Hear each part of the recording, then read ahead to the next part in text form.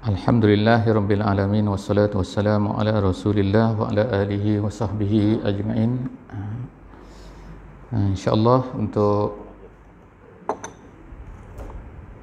memberkati majlis ilmu kita pada malam ini, insya-Allah kita sama-sama membuka dengan membaca surah Al-Fatihah. A'udzubillahi minasyaitonirrajim. Bismillahirrahmanirrahim. Alhamdulillahirabbil alamin. Ar-Rahmanir Rahim. Maliki yaumiddin. Iyyaka na'budu wa iyyaka nasta'in. Ihdinas siratal mustaqim. Siratal ladzina an'amta 'alaihim ghairil maghdubi 'alaihim waladdallin. Amin. Amin amin amin ya rabbal alamin. Alhamdulillah, bersyukur kepada Allah Subhanahu wa taala yang telah mengizinkan kita untuk dapat bersama-sama dalam sesi kita pada malam ini. Dan seterusnya salawat dan salam kepada junjungan besar Nabi Muhammad sallallahu alaihi wasallam yang telah menyampaikan risalah yang diamanahkan oleh Allah Subhanahu wa taala kepada baginda, sehingga risalah tersebut telah tersebar ke seluruh dunia sehingga sampailah kepada kita pada hari ini, walaupun kita telah hidup 1400 daripada zaman baginda Nabi sallallahu alaihi wasallam.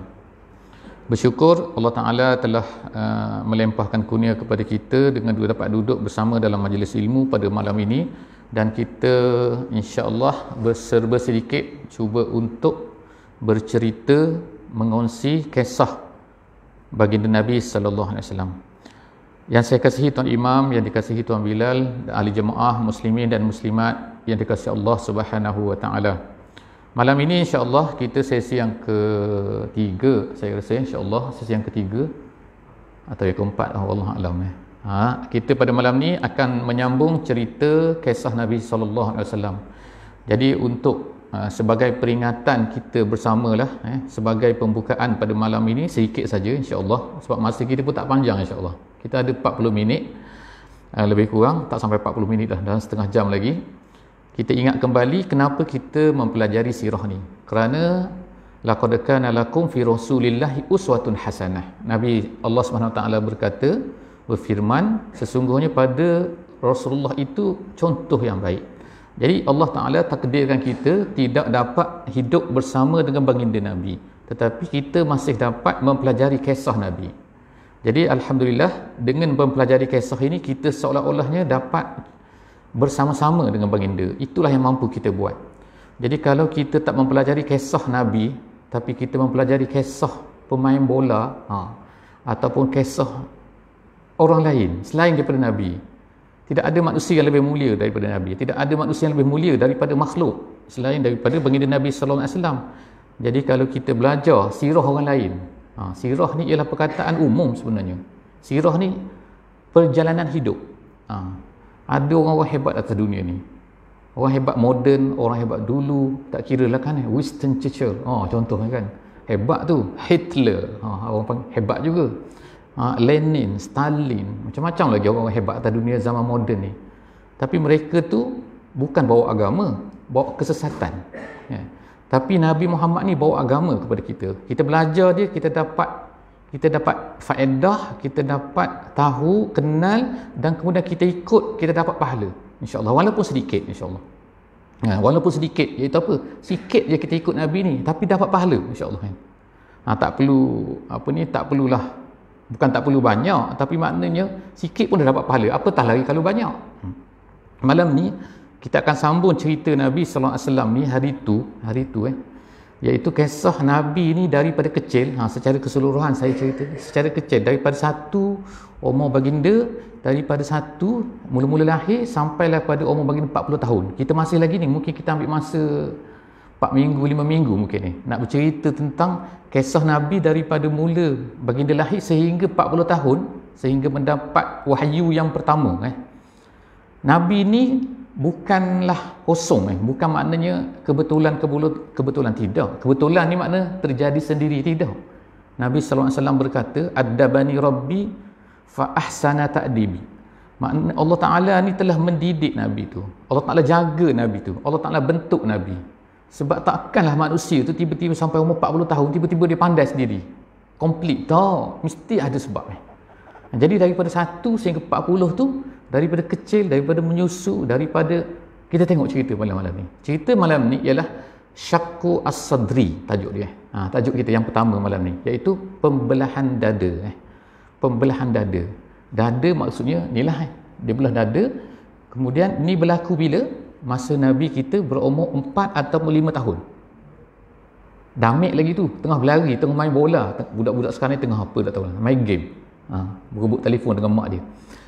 Jadi masih kecil lagi tu, tengah berlari-lari lagi tu, Nabi SAW tinggal bersama dengan Halimah As-Sa'diyah di Bani Sa'ad. Bani Sa'ad hari tu kita sebut ialah dekat dengan Hudaibiyah sekarang ni, dekat dengan Ja'ranah. Dekat dengan Ja'ranah. Kalau pernah pergi Mekah lah, kalau tak pernah pergi Mekah lagi, boleh tengok dalam map, Google Map, cari situ, insyaAllah jumpa situ.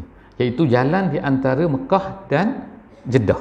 Tengah-tengah tu ada satu kampung, nama dia Bani Sa'ad. Jadi Halimah ni menjaga Nabi, menyusukan Nabi. Kemudian lepas menyusu, habis 2 tahun, biasa orang Arab dia akan hantar balik.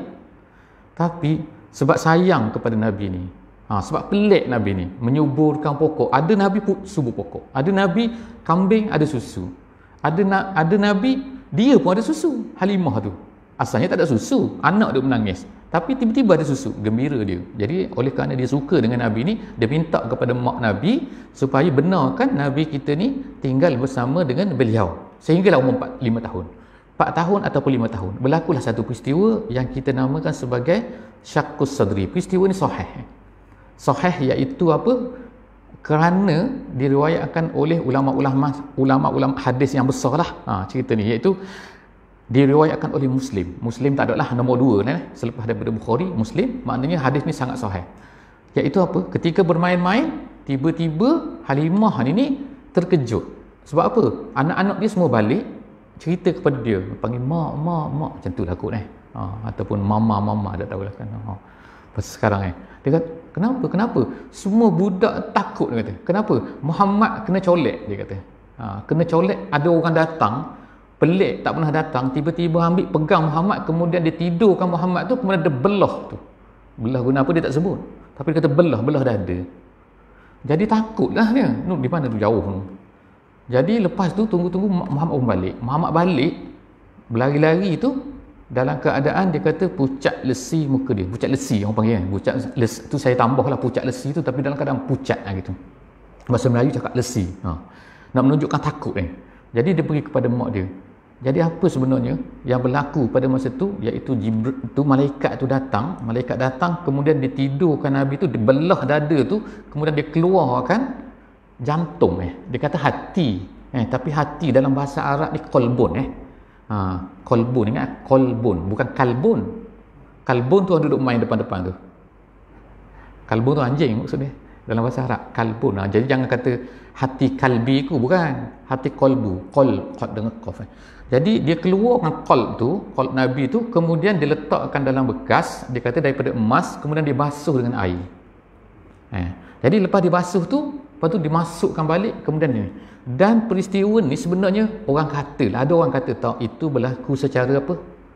Simbolik ataupun macam orang kata benda Allahu Akbar apa? Maknanya bukan betul-betul, cuma macam itulah kan. Tapi sebenarnya peristiwa ni sebenarnya dalam kisah yang lain ketika Nabi SAW masa dewasa, ada sahabat tengok pada dada ni ada bekas jahitan. Jahitan maknanya dada ni pernah dibelah Nabi SAW telah dibelah 2 kali, jantung dia telah dibersihkan. Jantung itu jantung hati, orang Melayu panggil hati jantung. Hati jantung tu wallahu alam mana hati mana jantung, wallahu alam bisawab. Kalau dalam bahasa perubatan Arab ni qalbun, ni qalbun. Jantung Tapi kalau kita hati sini tak hati lembu, hati ayam, hati apa sini yang panjang ni kan. Orang panggil wallahu alam lah, jangan kira. Tapi Nabi SAW ni dibelah dan dibersihkan 2 kali. Ni pertama kali masa umur dia 4 ataupun 5 tahun. Yang kedua semasa dia Nabi SAW hendak di Isra' dan Mi'rajkan. Pada masa tu dia pun dibelah sekali lagi, dibasuh. Jadi itulah kesimpulan dia. Jadi apa dia pengajaran di sini? Kita ambil pengajaran sikit Kita iaitu apa? Allah Subhanahu Wa Taala membersihkan kita ni, manusia ni, setiap manusia ni ada masalah dia. Bukan masalah, makna kelemahan dia. Allah Ta'ala dah jadikan sejak Nabi Adam lagi. Apa Nabi Adam yang berlaku pada Nabi Adam? Fanasiya walam najid lahu azma, Allah Ta'ala kata. Nabi Adam tu makan apa? Pergi dekat pokok tu. Jadi bila pergi kat pokok tu, Allah Subhanahu Wa Ta'ala kata jangan pergi pokok tu. Dia pergi je kan. Ni adalah cerita-cerita mengarut. Cerita mengarut apa? Dalam Israiliyat. Dia kata yang menyebabkan Nabi Adam pergi tu ialah kerana Hawa. Ni cerita karut marut. Saya nak beri amaran tu karut marut tu Iblis dah duduk di luar syurga, tiba-tiba boleh masuk. Macam mana? Dia masuk dalam perut ular. Ular masa tu ada kaki 4. Ular ada kaki 4 masa tu macam unta tu. Dia masuk. Iblis masuk dalam apa? Dalam mulut ular tu yang bernama ular tu. Kemudian ular tu masuk dalam syurga. Yang pelik tu malaikat tak sedar. Cerita kan. Jadi dia masuk tu, dia keluar daripada mulut tu. Dia apa? Dia pergi ambil buah tu, dia pergi pada Hawa ambil ni. Sedap ni, yang ni malaikat semua makan ni. Yang ni yang malaikat kekal dalam syurga ni sebab makan macam ni. Dia pun Hawa pun ambil. Hawa ambil, pergi pula kepada Adam. Jadi Hawa ni pujuk Adam untuk makan tu. Tu mengarut tu. Tu cerita mengarut ni. Lepas tu Allah Ta'ala hukum perempuan tu dengan 9 masalah. Dengan haidnya, dengan beranaknya, sakitnya, macam-macam. Tu Israiliyat dan nak ceritanya. Tak betul. Cerita tak betul tu bukan cerita betul. Sedap cerita tu tapi tak betul Lepas tu oleh kerana tu Allah Ta'ala hukum ular tu, kaki dia hilang masuk ke dalam. Jadi hilanglah ular sekarang. Ular tak ada kaki sekarang ni. Tu cerita mengarut. Yang sebenarnya cerita dalam Quran apa? Nabi Adam telah lupa. Fanasiya walam najid lahu azma. Allah Ta'ala kata dia tak ada keinginan nak lawan Allah Ta'ala. Tahu, tapi dia lupa. Jadi oleh kerana itulah manusia itu dinamakan sebagai al-insan. Al-insan tu makna apa? Lupa. Jadi itu salah satu daripada masalah kita kan. Kita lupa. Tapi Allah Ta'ala tak ambil kira kalau kita lupa, insyaAllah. Kita lupa nak semayang. Lupa nak semayang maghrib. Datang-datang tengah ceramah sedap aku. Tunggu duduk sini kan. Tu isyak. Aku tak semayang maghrib lagi. Tak apa, insyaAllah. Tapi jangan tiap-tiap hari tiap-tiap hari lupa. Ini bukan lupa tu melupakan diri. Jadi Allah Subhanahu Wa Ta'ala dia nak bersihkan Nabi ni gitu. Jadi apa supaya Nabi ni dia perfect kan. Selepas daripada tu Allah Ta'ala bagi kepada Nabi ni apa? Nama dia ialah Al-Ismah, nama dia. Ismah ni orang panggil, kita panggil dia apa? Kita panggil dia maksum. Itu maksum. Al-Ismah tu iaitu suci daripada dosa. Tak ada dosa. Jadi selepas daripada tu habislah cerita tu, dia pun balik kepada mak dia pun jadi takut. Mak dia siapa tu? Halimah As-Sa'diyah tu takut takut nanti datang lagi lah siapa-siapa yang ambil anak Muhammad ni. Jadi akhirnya dia pergi hantar balik Nabi kita SAW kepada mak dia, Aminah kepada Aminah. Tinggallah bersama dengan Aminah selama 1 tahun, lebih kurang 1 tahun. Masuk tahun yang ke-6 sekarang. Masuk tahun yang ke-6, apa berlaku? Aminah telah bawa Nabi kita SAW ni untuk pergi mana? Bersama dengan Ummu Aiman. Ummu Aiman ni perempuan hamba. Dia pergi ke mana? Pergi ke tengok kubur ayah dia. Ayah Nabi ni kan. Ayah Nabi yang mati di Yathrib masa tu. Ingat ayah Nabi mati di Yathrib. Jadi mati di Yathrib maknanya kubur dia ada di Yathrib. Nanti kita akan tengok nanti apa? Cerita-cerita nanti. Pernah tak kita jumpa dalam sejarah Nabi ni, Nabi pergi ziarah pula kubur ayah dia. Tu cerita dia. Sebab ayah dia mati kafir mati tak beriman maknanya kan. Dikatakan mati hari itu masa dia dalam kandungan ataupun mati semasa umur dia 2 minggu. Pada riwayat kata macam tu. Nabi umur 2 minggu, ayah dia mati, meninggal di Yathrib. Jadi mak dia Aminah ni bawa Nabi kita SAW untuk pergi ke Yathrib bersama dengan Ummu Aiman. Dalam perjalanan balik dah ziarah-ziarah tu, umur masa tu Nabi kita 6 tahun 6 tahun. Dia pergi on the way balik tu sampai kepada tempat nama dia Abwa itu kan, Abwa ni kalau ikutnya lah dalam peta boleh tengok, insya-Allah boleh tengok. Kalau orang ada internet, ada semua ada internet belaka kan, ada ni boleh tengok, insya-Allah dalam peta tu ada Abwa, tulis tu keluar siap dengan kubur mak dia pun keluar situ. Kubur mak Nabi mak Nabi. Jadi ada situ. Tempat tu jauh sikit daripada Madinah, dekat dengan Badar. Jadi Nabi sallallahu alaihi wasallam kematianlah mak di situ dan ditanamkan di situ. Kemudian dia pun dibawa balik oleh Ummu Aiman. Umur dia pada masa tu apa? 6 tahun. 6 tahun. Jadi balik sampai ke rumah, sampai ke Mekah, tinggallah datuk dia Abdul Muttalib. Abdul Muttalib bukan Abu Talib lagi, Abdul Muttalib. Jadi daripada umur dia 6 tahun tadi tu sampai kepada umur dia 8 tahun, dia tinggallah bersama dengan Abdul Muttalib.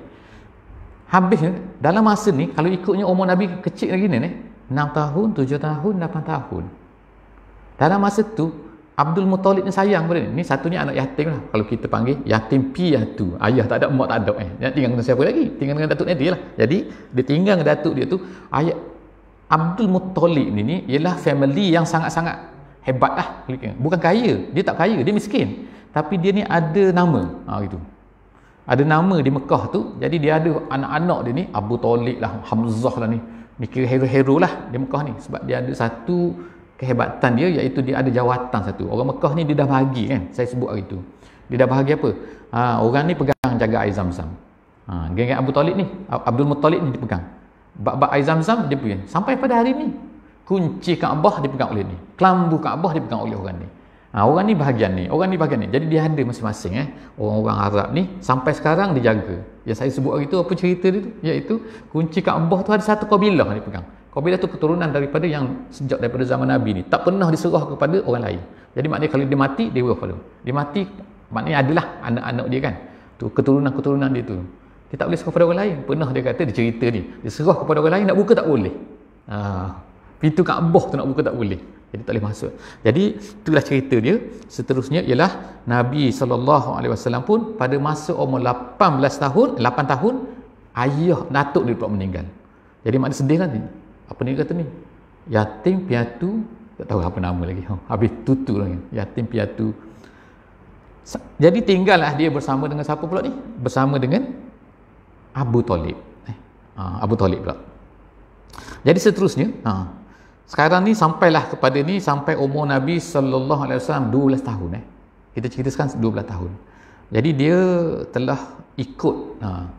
Ini kehebatan Nabi SAW ni. Allah Ta'ala telah maknanya menjadikan Nabi kita ni dalam hidup dia tu bermacam-macam. Bermacam-macam apa? Contoh ni. Iaitu dia telah mengikut pak saudara dia. Ayah saudara dia bernama dengan Abu Talib. Bernama Abu Talib. Dia ikut mana? Pergi ke Syam. Maknanya berjalan lah maknanya. Kalau kita maknanya, ikut ayah. Ayah pergi mana? KK. Bukan pergi makan angin, pergi bisnes. Kalau kita ni pergi makan angin tak, pergi main kolam renang dekat KK, berenang, lepas tu balik. Gitu kan. Tu pergi main-main, pergi shopping. Ni bukan pergi shopping, pergi belajar bisnes. Gitu. Umur berapa tu? 12 tahun.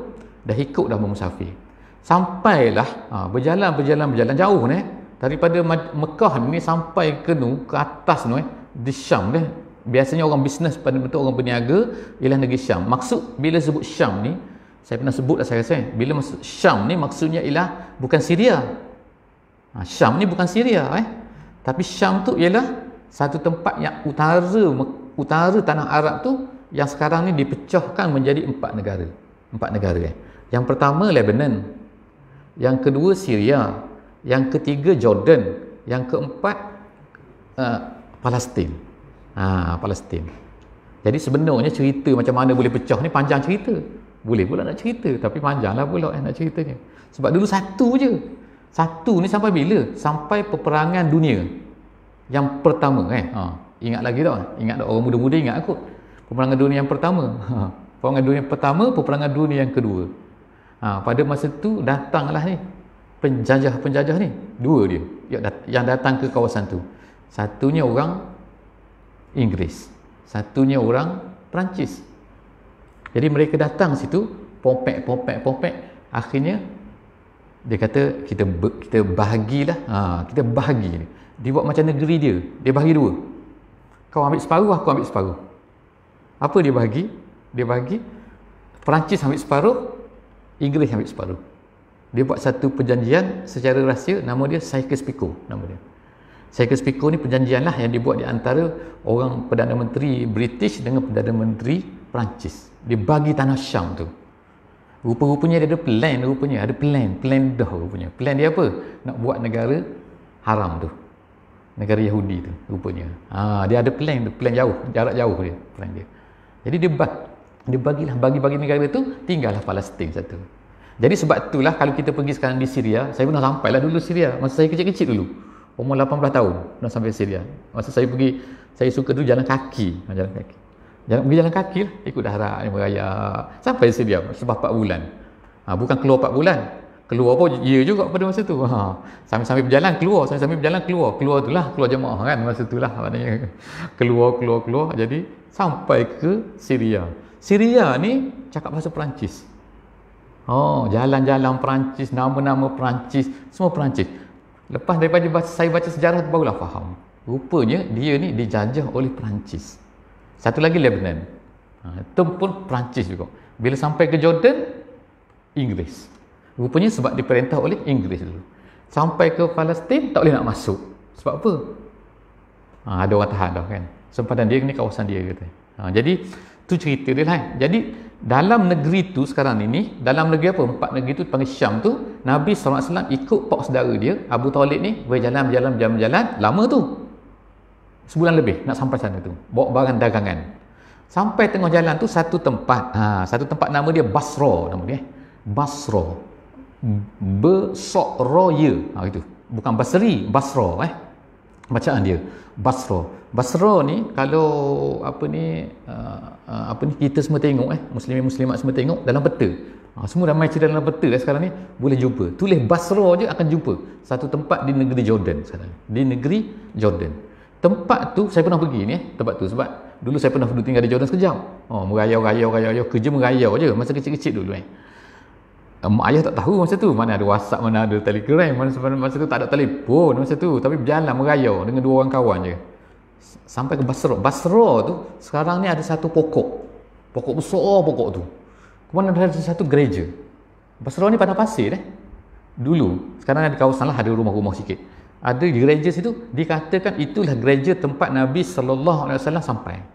Pokok tu lah pokok dikatakan saya tak tahu, bukan sahih, bukan yakin, bukan wajib percaya, bukannya etikok ni tapi maknanya di cerita dalam sejarah pokok tu lah orang pelihara lagi sampai sekarang kerana Nabi SAW duduk di bawah pokok tu. Sampai di situ Basra ni ada seorang padri, nama dia Buhaira. Dia ni orang panggil dia Gerges. Jadi dia ni ada tempat pertapaan di situ, pertapaan. Orang Kristian tabiat dia dia ada dulu ni nama dia ialah Der, nama dia. Der ni bahasa Arab Der ni bukan DER, saya nak sebut ejen. Dayra. Apa ajaran Kristian ni? Ajaran Kristian ni kalau awak nak jadi baik, awak kena tinggal jauh daripada orang. Tinggal dalam hutan, tinggal dalam padang pasir, ikutlah dalam bukit, dalam apa. Tapi di negeri Arab tu padang pasir lah. Jadi dia akan cari satu tempat yang ada air, dia akan tinggal di situ. Itu nama dia Der, Der Saya pernah pergi, cerita saya pernah pergi ke satu tempat di Mesir. Satu tempat nama dia tinggi tempat tu. Dia kata tempat Nabi Musa bermunajat, berjumpa dengan Tuhan. Dia katalah wallahu a'lam bisawab, saya tak tahu. Saya pernah pergi situ. Tengah-tengah jalan tu pada pasir Pada pasir naik bukit tinggi tu, lebih kurang dekat-dekat Gunung Kinabalu tu. Tinggi dia. Salji di atas tu. Naik di negeri Mesir, tempat paling tinggi di negeri Mesir. Sampai situ, tengah jalan tu ada satu Der situ. Nama dia Der Saint Caterina. Dia besar situ, ramailah situ padri-padri situ. Itu gereja je. Dalam tu tempat apa? Bertapa dia kata. Jadi kita kena ingat juga lah ni. Sebenarnya idea bertapa ni sebenarnya adalah idea yang sikit-sikit ada, sikit-sikit daripada ajaran yang diwarisi daripada Kristian. Kalau tak kena buat kalau tak kena buat, maknanya kalau bertapa tu tak salah. Tapi maknanya kalau kita bertapa sampai tak sembahyang Jumaat, sampai tak jumpa orang, sampai tinggal apa benda nak jadikan, orang jahil di masjid pun dia tinggal, di kampung dia tinggal, dia duduk je dalam hutan tu, itu salah macam tu. Salah Kita akan baca cerita nanti. Jadi Nabi SAW ni cerita dia berjalan sampai di situ, orang Kristian. Sampai ke tempat Kristian. Buhaira ni dia suka beri makan kepada orang yang lalu. Orang lalu kawasan tu tempat laluan, jadi dia panggil lah, mai berhenti dulu, berhenti makan dulu. Dia jamu makan. Jadi bila Abu Talib bersama dengan rombongan ini sampai di situ, dah duduk semua unta semua tu. Jadi duduklah, Nabi duduk di bawah pokok tu. Yang dia kata pokok tu. Jadi semua pun dijemputlah pergi makan di rumah dia tu. Di rumah dia lah, tempat dia tu. Jadi bolehlah makan. Dia kata, Wahirah kata, ada seorang lelaki ni, dia kata, awak tak bawa ni, dia kata. Abu Talib kata, tak ada, semua datang dah. Ada ni, dia kata. Adalah seorang budak, dia kata, umur 12 tahun, duduk dekat unta dia tu. Bawa. Dia kata bawa. Jadi dia bawa. Bila bawa tu, dia rasa pelik dah. Sebab apa? Di antara benda yang dia tengok ialah pokok-pokok sujud pada Nabi tu. Itu dia cerita dalam sirah Nabi SAW dan Rahim Makhtum. Dan Rahim Makhtum disebut ni. Saya baca base kepada banyak kepada Rahim Makhtum lah ni. Kalau tuan-tuan semua kan muslimin-muslimat nak tengok buku yang inilah alur cerita saya ni ialah daripada buku Rahim Makhtum. Rahim Makhtum ni satu sirah Nabi SAW yang menang pertandingan yang dibuat oleh kerajaan Rabitah Alam Islami dulu tahun 70-an dulu. Rabitah Alam Islami dia buat satu pertandingan, ada lebih daripada 130 orang. 130 sirah. Hebatnya cerita banyak. Ada 130 lebih sirah Nabi dihantar dalam semua bahasa. Ada bahasa Arab, majoriti bahasa Arab lah. Ada bahasa Perancis, ada bahasa Inggeris, ada bahasa Melayu saya tak tahu. Tapi hantar semua tu buat pertandingan, yang menang nombor satu yang ni. Nama dia Rahim Makhtum. Ada bahasa Inggeris. Kalau orang pandai bahasa Inggeris boleh baca. Orang pandai bahasa Arab boleh baca bahasa Arab insya-Allah. Ar-Rahiqu Al-Makhtum. Jadi saya base kepada buku tu lah ni. Saya catat sikit nak cerita ni. Jadi saya ambil tu insya-Allah dia kata diharap cerita yang dibawa tu adalah perkara-perkara yang sahih lah dia kata. Yang walaupun tak, kalau bukan Israeliat lah maksud dia. Jadi cerita ni sampai tadi dia pun tengok, dia kata ada budak, pergi panggil budak. Yang pertama dia tengok pokok-pokok mula-mula sujud kepada air, pelik ni. Kemudian dia tengok awan tu ikut Nabi. Ini pelik lagi ni. Sampai dekat dia, apa tu? Dibuka ni belakang ni, buka baju ni kan. Terak tengok buka baju belakang ni, di belakang Nabi tu ada satu nama dia Khatamun Nubuwah nama dia. Khatamun Nubuwah ni ialah satu benda kalau tengok sekali limbah tak nampak. Tapi bila tengok betul-betul nampak atas belakang Nabi tu macam buah apple. Macam tu. Dia ada tertulis itu. Nampak. Jadi dia tengok tu dia kata, Abu Talib kata, budak ni bukan sebarang budak ni. Ni budak pelik ni. Budak ni lah dia kata benda yang diceritakan di dalam Injil. Jadi awak dia kata jangan bawa budak ni pergi ke Syam. Sebab apa kata? Kalau orang Yahudi tahu budak ni, dia akan bunuh budak ni. Jadi rupanya dia dah dapat dah. Walaupun dia Kristian ni, dalam Kristian ni sebenarnya dia ada orang panggil Bible kan. Bible yang besarnya ada 4. Ini Bible ni asalnya bahasa Suryani. Suryani ni bahasa yang ada lagi orang di Syria tu bercakap bahasa Suryani ni sikit-sikit. Tapi kebanyakan tak ada dah. Lepas tu diterjemahkan ke dalam bahasa macam-macam. Orang Arab ramai yang beragama Kristian. Bukan ramai tu maksudnya lebih ramai daripada orang Islam, tak, tapi ada. Masa saya di Mesir dulu, ada satu kelompok orang Arab yang Kristian. Besar, gereja dia tu besar. Tengah-tengah bandar Cairo tu besar gereja dia tu. Orang tak ramai mana, tapi gereja ni dia orang Kristian. Dia dapat support daripada macam-macam negara lah bagi duit kat dia. Dia ada lebih kurang di negeri Mesir tu 6%. Lebih kurang 6% orang Kristian. Orang Kristian ni cakap Arab ni. Orang Kristian cakap, orang Mesir cakap, memang cakap Arab lah. Dia cakap bahasa apa lagi? Dan nama dia tu Koptik nama dia. Koptik Dalam bahasa Quran ada Kibti. Akbat nama dia. Kibti tu maknanya orang Kristian yang berasal daripada ni, asal Mesir. Jadi dia ni kitab tu Bible itu bahasa Arab. Jadi saya dulu adalah juga untuk belek tengok apa benda yang dicerita dalam Bible ni. Tapi macam tu salah orang tengok, orang kita tengok ada juga terbeli ingat Quran. Sebab apa? Tulisan macam Quran tu sebiji. Dia tulis depan tu apa? Al-Kitabul Muqaddas. Kitab Muqaddas tajuk dia. Kitab, kalau ikut terjemahan apa? Kitab suci. Dah kitab suci, kita apa lagi kan? Kita orang tak biasa. Kita biasa tengok ni Bible ni bahasa Inggeris kan. Old ke new ke tak kira lah kan Saint ni kan, Saint James ke Saint apa kan. Tapi makna situ bahasa Arab. Jadi dalam Bible ni, Bible ni ada 4 jenis. Ada satu Bible nama dia Bible Yohana. Dalam Bible Yohana ni dia disebut Nabi Isa pernah berkata kepada Tuhan, kepada Allah. Dia kata dalam Bible tu disebut dia berkata kepada ayahnya. Tu bohong lah tu ayahnya Tuhan lah dia kata situ kan. Tapi nanti tolong kirimkan seorang nanti Rasul kepada, memang ada disebut dalam tu. Ini siapa yang riwayatkan? Orang-orang yang ulama-ulama daripada Mesir lah. Yang saya baca dalam buku dia memang ada dalam tu. Sebab saya tak baca habis lah kitab Bible tu. Kitab Bible dalam bahasa Arab tu. Jadi rupanya sebenarnya Nabi Isa ni telah disebutkan di dalam, memang disebut pun sebagaimana yang disebutkan oleh Allah Subhanahu Wa Taala di dalam surah As-Saff. Surah As-Saff kan? Mubasysyiran bi rasulin ya'ti min ba'di ismuhu Ahmad. Nabi Isa ni beritahu kepada Bani Israel nanti akan datang. Jadi Nabi Isa ni lepas tu diangkat oleh Allah Subhanahu Wa Taala. Tapi ingat ni, siapa yang nak bunuh Nabi Isa? Yang nak bunuh Nabi Isa ialah orang Yahudi. Nabi Isa ni daripada mana? Daripada keturunan Yahudi. Sebab dia, mak dia tu nama Maryam. Maryam tu adalah Yahudi. Bahasa Yahudi, bangsa Bani Israel. Bukan orang Yahudi, Bani Israel. Jadi maknanya, orang Yahudi ni memang jahat dah. Bukan sekarang je, dulu pun jahat dah. Yahudi ni kan. Dia nak bunuh Nabi Isa tu. Kemudian dia nak bunuh pula ni Nabi Muhammad sallallahu alaihi wasallam, walaupun dia tahu bahawa Nabi Muhammad ni ada sebut dalam kitab dia. Jadi lepas daripada tu, katanya Buhairah ni dia kata bawa balik cepat, dia kata. Jadi para sahabat Nabi sallallahu alaihi wasallam pernah melihat tanda tu di belakang Nabi ketika Nabi terbuka baju dia. Jadi maknanya benda tu adalah, dan ada setengah-setengah orang lukislah gambar tu. Saya tak nampak lagi kat sini. Kadang-kadang ada dia tu khatamun nabuwah. Khatamun tu maknanya cok, maknanya cok kenabian ada di atas belakang Nabi, tapi bukanlah terang macam orang bertatu tu jangan pula kita tengok ada tatu, bukan. Dia macam apa ni, ada disebutkan dalam kitab-kitab, dia kata dia macam kalau kita kan macam daging ada merah sikit gitu. Gitu.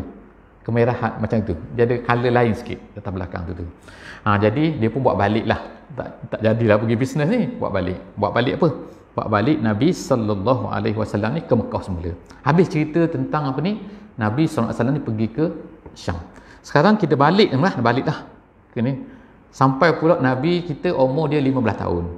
Berlakulah satu peperangan. Jadi orang Mekah ni, dia ni Quraisy. Jadi Quraisy ni, orang Mekah ni dia style dia ni apa? Dia style orang Mekah ni, dia style bukan orang Mekah, misalnya orang Arab ni. Dia style berkumpulan. Ni bani. Biasanya dia akan ini buat perjanjian orang. Ni buat perjanjian orang. Perjanjian dia tu ialah apa? Iaitu kalau kau kena serang, aku akan backing kau. Gitu. Jadi dia adalah kumpulan-kumpulan dia tu. Ni grup ni. Kalau zaman sekarang ada juga. Nama dia NATO, nama dia Pakatan Warsaw, kan? Rusia, Poland, tu geng-geng dia, satu kumpulan. Ini geng-geng dia. Jangan serang, ni puak aku, dia kata. Kalau siapa serang puak aku, kita akan lawan balik.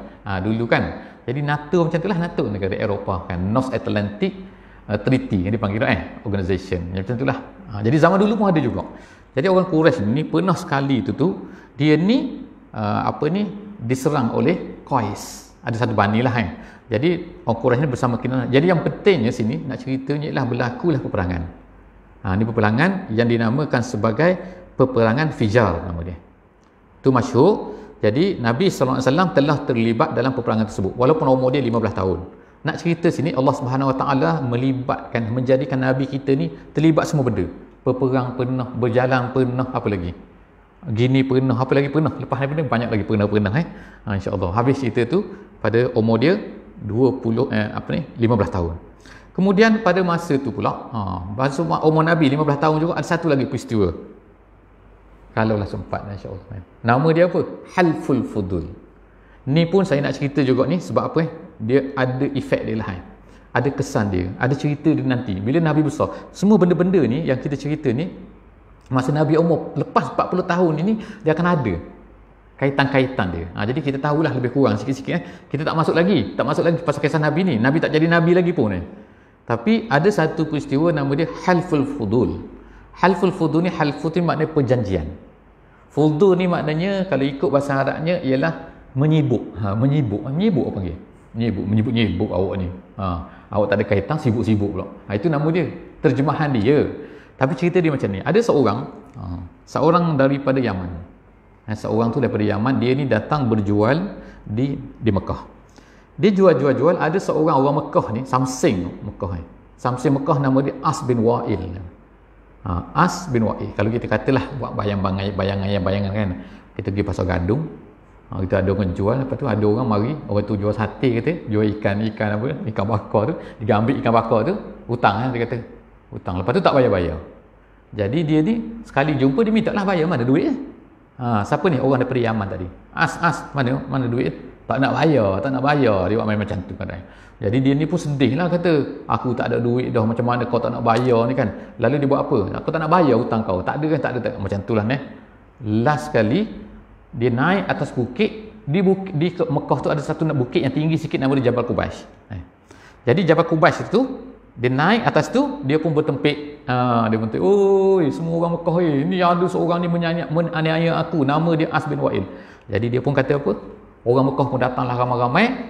Dia kata, kalau macam ni kita tak boleh biar kan. Kata, dia ada seorang tu kepala orang antara orang besar Quraisy tu, nama dia Abdullah bin Jad'an. Abdullah bin Jad'an. Saya cerita sebut nama ni, tengok kan nama dia tu, Abdullah bin Jad'an. Ni zaman mana? Nabi tak Islam lagi. Tak dapat wahyu lagi. Tapi orang Mekah dah ramai dah bernama Abdullah. Jadi orang Mekah ni ada nama Abdullah, ada nama Abdul Uzza, ada nama Abdul Lata, ada nama Abdul Manat. Abdul Manat tu berhala, Uzza tu berhala, kemudian Lata tu bukan lantai Lata gitu. Lata tu berhala. Orang Arab, jadi dia letak abdu, maknanya kau ni siapa? Hamba Lata. Maksudnya betul kan? Lata tu Tuhan lah. Jadi namanya apa? Abdullah. Abdullah makna apa? Allah tu Tuhan. Jadi mereka ni bukan tak kenal Tuhan, kenal Allah ni, cuma mereka ni tak percaya apa? Tak percaya sepenuhnya. Itu dia percaya Allah ni boleh juga beri, tapi Lata boleh juga beri, Manat boleh juga beri, bukan Allah saja. Itu sebab tu nama dia syirik. Syirik tu maknanya syarikat, kita kata company. Allah ada kuasa juga, yang ni pun ada kuasa juga. Itulah masalah dia. Masalah orang musyrik. Jadi kita nak kena belajar ni betul-betul supaya apa? Supaya kita kena faham Allah ni dia bersifat dengan sifat-sifat ni yang tak boleh dikongsi dengan orang lain. Contohnya maknanya yang berlaku pada hari ni ialah apa? Kalau dulu contohnya pokok tu berhantu, pokok ni kan hantu dia ada kuasa, tak ada. Sekarang orang tak percaya pada hantu dah, orang percaya pada benda lain pula dah. Benda-benda moden ni bahaya juga Kita cerita kemudian lah sikit-sikit insya-Allah. Tapi hari ni habis dulu kita berakhir dengan cerita apa tadi? Nama dia Halful Fudul, iaitu Nabi pada masa umur 15 tahun telah diajak oleh Abdullah bin Jad'an untuk buat sama berhimpun semua orang Mekah ni. Kita lepas daripada ni, siapa-siapa yang kena aniaya kita akan tolong. Perjanjian itu Nabi SAW sebut semasa di Madinah. Nabi kata apa? Wallahi, demi Allah, kalaulah ada orang kafir, walaupun orang tu orang kafir, yang minta kita supaya buat perjanjian apa-apa untuk menghapuskan kezaliman atas dunia ni, maka kita akan bersama-sama. Itulah dia, nama dia Halful Fudul. Jadi cukuplah setakat tu insya-Allah tu insya-Allah. Lepas daripada ni kita akan sambung pula umur Nabi 20, 25, 30, 35, 40. InsyaAllah sikit-sikit lah insyaAllah moga-moga masa kita ni 30 minit je insyaAllah 30-40 minit ni akan dapat tahu sikit, kenal sikit kisah Nabi kita sallallahu alaihi wasallam. Setakat tu sajalah aku qauli hadza wa astaghfirullahal azim li wa lakum. Kita sudahi dengan sama-sama membaca surah Wal Asri. Bismillahirrahmanirrahim. Wal asri innal insana lafi khusr illa allazina amanu wa amilus solihat wa tawassaw bil haqqi wa tawassaw bis sabr. Assalamualaikum warahmatullahi wabarakatuh.